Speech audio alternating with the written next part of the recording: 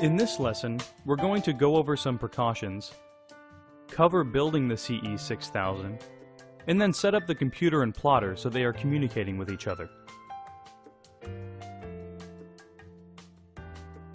Let's go over some general precautions. First, try to get someone to help you, especially if you are installing the CE6000-120, the larger unit. A second person will make assembly much easier. Also, when placing the cutter, make sure it's in a dust-free and dry environment, and won't be in direct sunlight. Make sure there's a rated power outlet near its location that is grounded properly. It's best to make sure there's enough room around the device of at least 2 feet. It just makes it easier when you're loading material onto the cutter. It also allows rolls of material to move freely without running into obstacles. Here are some precautions to follow when maintaining the product. First, don't clean with solvents. Use a dry cloth or a cloth that has been dampened with a neutral detergent that has been diluted with water. Don't use oil to lubricate any of the parts. If something goes wrong, don't try to repair the unit. Contact your dealer first, or contact GrafTech. Here are some precautions when using the product. First, handle the blades with care. They're small, and they're easy to lose and very sharp. When setting the blade depth, oftentimes there's a temptation to extend it beyond what is necessary. When overextending the blade, what can often happen is it will cut through the backing of the material and can damage the Teflon mat. How to install the blade will be covered later in this lesson.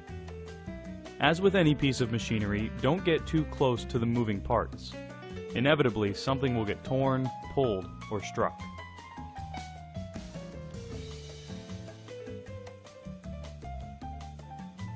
Next, we will be building the stand, so if you have purchased the CE6040, you are welcome to skip ahead to the next section, since that unit doesn't come with a stand. Although once your cutter is in its final location, go ahead and place the 2 stock roller trays to the back of the cutter, as shown here.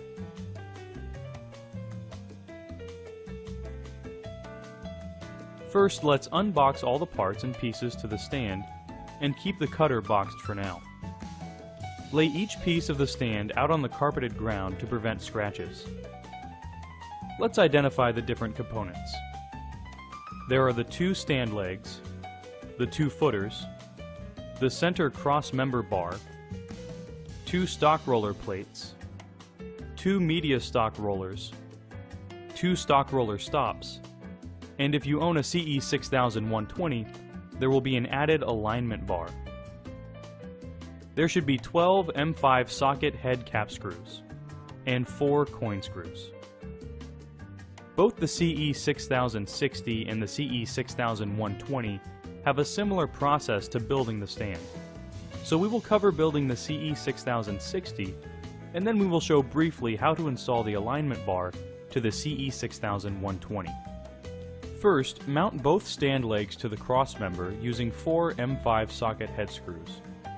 As you mount the cross member to each stand leg, take note not to tighten the screws. We will tighten them after we place the cutter on the stand and it has been properly seated. Next, mount the footer to the bottom of each stand leg. When mounting the footers, take note that the footers don't mount evenly. This is normal. In fact, the longer end of the footers should be toward the back of the cutter. This will be important to remember when installing the media stalker plates.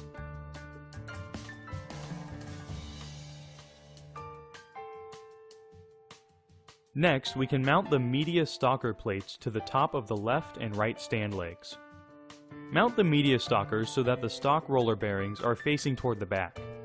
You'll be able to identify this by looking at the stand footer. The longer stem of the footer will indicate the back end of the cutter. Mount the media stalker plates with 2 socket head cap screws using the provided Allen wrench.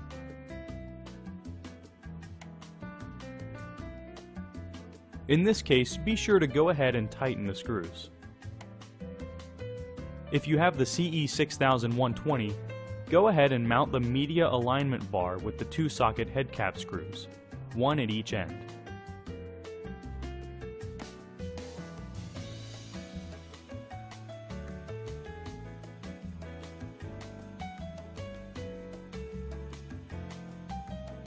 Place the CE6000 onto the stand so that the positioning pins match up with the holes on the CE6000.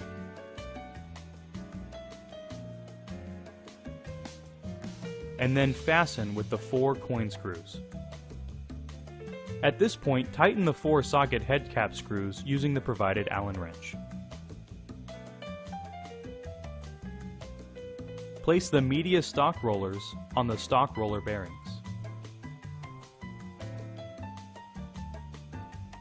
Next, plug in the power cord to the right side of the cutter and then plug it into the wall power outlet.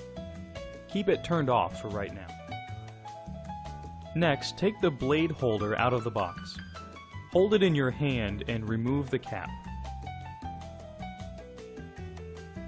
Now locate the CB09U blade, which is packed in a plastic container. Remove the blade and insert it into the blade holder cap, inserting the blade tip first. Carefully press the blade into the cap to ensure that it is seated properly. Then carefully mount the cap onto the blade holder.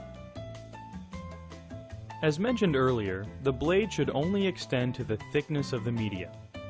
This may seem to be a daunting task, but it's not really. To extend the blade, start by turning the adjustment knob clockwise until the blade is barely sticking out, barely visible. Next, take a piece of vinyl and lay it flat on a table. Then, with the blade holder tool in your hand, draw a circle on the vinyl. Go ahead and remove the circle. If it is difficult to remove, then extend the blade by turning the blue adjustment knob 1/4 of an inch clockwise, and repeat the test. Next, reach on the back side of the media or vinyl, and with your hand try to push up from the back side of the vinyl underneath the cut circle. If it pops out easily, then the blade is extended too far. Retract the blade by turning the blue adjustment knob 1/4 of an inch counterclockwise and repeat the test. Once the blade is installed and adjusted, mount it onto the tool carriage. Loosen the tool carriage screw, making sure the little C-clamp is out of the way. Then take the blade holder and insert it onto the tool carriage mount.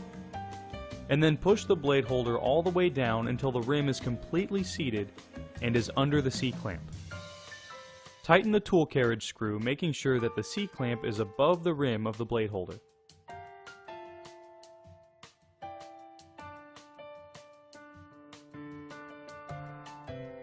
Before we go any further, let's get familiar with the CE6000 cutter.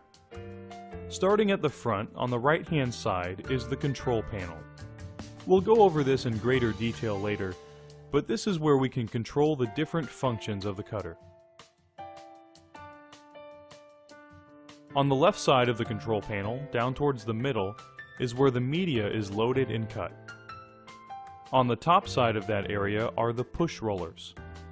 There will be 2 outside push rollers, and for the CE6000-120, there will be a center push roller as well. Their purpose is to push down on the vinyl material to hold it in place while it is being cut. These can be repositioned according to the size of the material. Just below the push rollers are the grit rollers. When the push rollers are lowered, the grit rollers are what drive the material back and forth. This means that in order for the media to move during the cutting operation, the push rollers have to be directly over the grit rollers. Just behind the control panel is the media set lever. This lever will raise and lower the push rollers onto the grit rollers. The push rollers have to be in a raised position before any media can be loaded. At the back end of the cutter are the media stock rollers. This is where you place your rolls of media or material. These 2 little stoppers that we talked about when we were building the stand are there to ensure that the roll of media doesn't drift from side to side when the media is being pulled off the roll. The CE6000-120 has this alignment bar in the front that will help you load the media straight into the cutter. Finally, on top of the unit, there's a channel that's very handy. It's where you can place all your tools, your X-Acto knives, cutting tools if you have more than one, scissors, and other tools. Let's start by turning on the power and configuring the cutter to connect with the computer. A new unit out of the box first asks you what language to operate the cutter: English, Spanish, etc. Select the language first. The control panel should be indicating that before we go on, we need to load the media.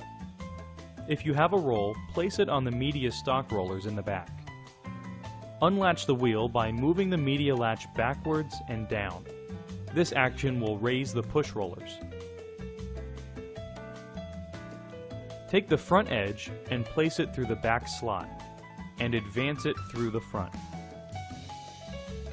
Once the media is inserted into the cutter, move the push rollers to each side of the media. Their location is not that important, except that they need to be directly over the grit rollers. Use these blue strips to locate the grit rollers. This next step is an important step when trying to align a roll. Take the front edge of the media with one hand and hold the roll in the back with the other. While holding the roll, pull the front edge to make the media taut. This helps the media to be straight. If you have a sheet of media, align the sheet by using the ribs found on the front panel of the cutter. Once the media is straight, hold it against the front panel to keep it in place, and set the media set lever.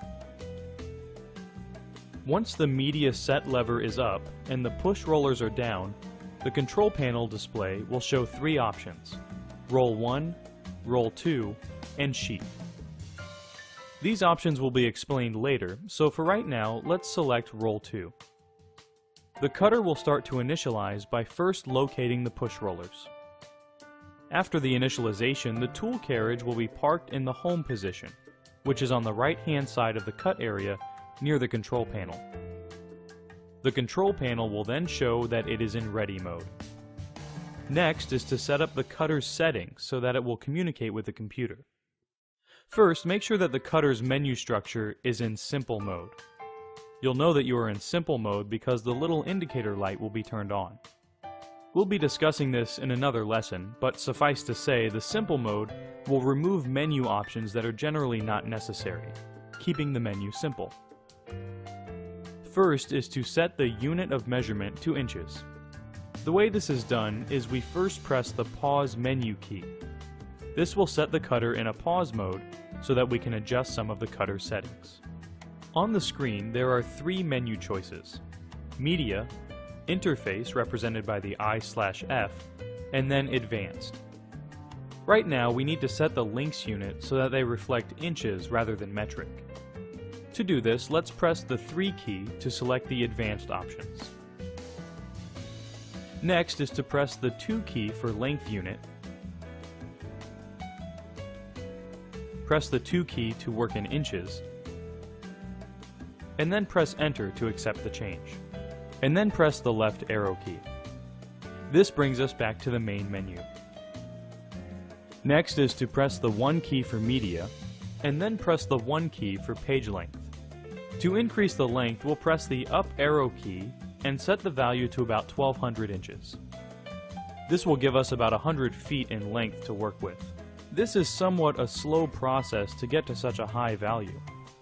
By pressing the fast key first, we can set the increments to a higher value. In this case, we can press it until we can reach 400-inch increments. Now when we press the up arrow key, we can reach the 1200-inch value more rapidly. Once the value is set to where we want, in this case 1200 inches, press Enter to accept the value.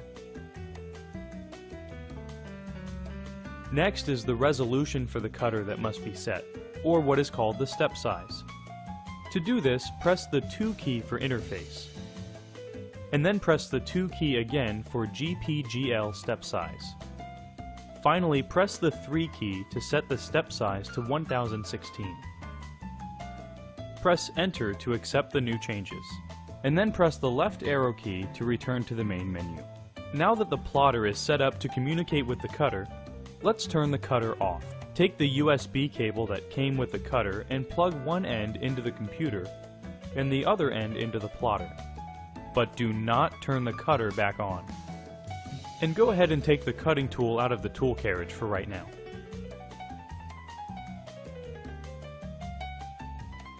Next, we'll install the GraphTech software. We won't install all of it, since we'll cover this in later lessons. To start, insert the CE6000 DVD into the DVD drive. Click Run Multi-Setup. You may get this User Account Control message asking if it's okay to install the multi-setup application. Click Yes. This will open the CE6000 software installation application. As mentioned before, we will be going over the Studio and Cutting Master 3 software in another lesson. Therefore, for right now, click on the Install CE6000 software button and follow the step-by-step process.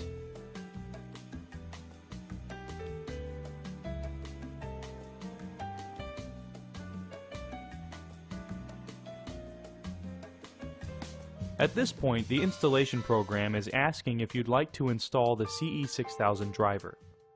Click OK. Click Next, and Next again. This will bring up this window that will ask what port you will be using to communicate to the cutter. Choose the port you'll be using. In our case, we will be using the USB port. And then click Next. Once the driver is installed, click OK.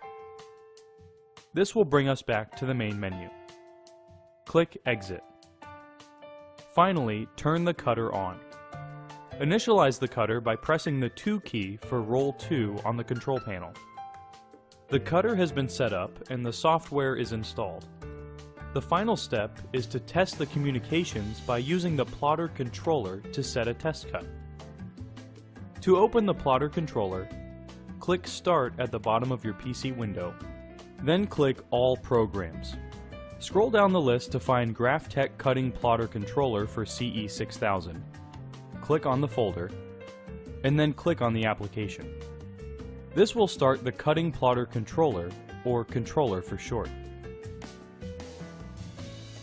When the plotter controller window opens, click the Test Cut button, and then click OK. At this point, your cutter should be cutting. Go ahead and mount the blade holder tool. If there is no movement, then there are a couple of things you can check. First, make sure that the cutter is turned on and is in ready mode. Next, check the cable to make sure it is plugged in correctly to both the cutter and the computer. If it still doesn't work for some reason, review the steps we have just covered to make sure a step wasn't missed. If you still have issues, contact your dealer where you bought the cutter, or contact GraphTech's technical support department at 888-318-3247.